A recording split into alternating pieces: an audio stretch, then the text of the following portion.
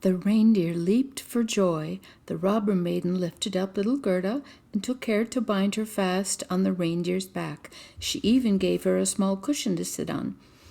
"Here are your worsted leggings, for it will be cold," she said. "And here are my mother's great fur gloves. They will come up to your elbows. Creep into them." Gerda wept with joy. "Don't make such faces," said the little robber maiden. "This is just the time when you ought to look pleased. Here are 2 loaves and a ham for you." The bread and the meat were fastened to the reindeer's back, and the little maiden opened the door, called in all the dogs, and then with her knife cut the rope that fastened the animal. "Now off with you," she cried, "but take good care of the little girl." Gerda stretched out her hands with the large fur gloves toward the robber maiden and said, "Farewell." Then the reindeer flew on over bush and bramble, through the great wood, over swamps and plains. The wolves howled, the ravens screamed, and the red lights quivered up in the sky. "Those are my dear old northern lights," said the reindeer. "Look how they gleam." And on he sped faster still. Day and night he went.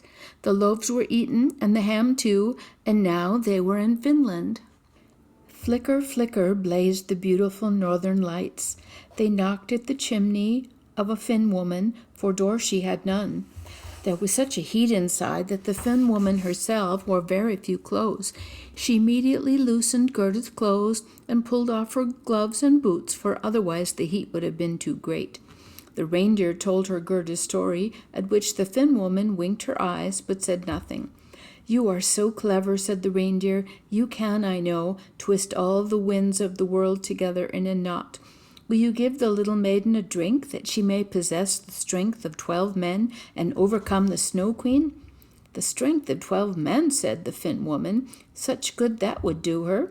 'Tis true little Kay is at the Snow Queen's and finds everything there to his taste. He thinks it the best place in the world. But the reason of that is he has a splinter of glass in his eye and in his heart.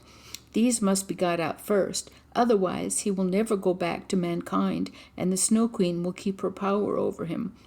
"But can you give little Gerda nothing to take which will give her power to conquer all this?" "I can give her no more power than she has already. Don't you see how great is her power? Don't you see how men and animals are forced to serve her?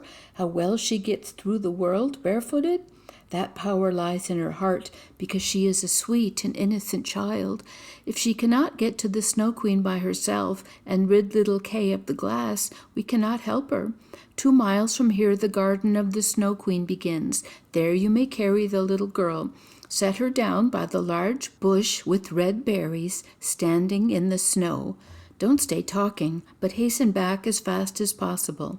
And now the Finn woman placed little Gerda on the reindeer's back, and off he ran with all imaginable speed. "Oh, I have not got my boots nor my gloves," cried little Gerda. She missed them in the piercing cold, but the reindeer dared not stand still. On he ran till he came to the great bush with the red berries.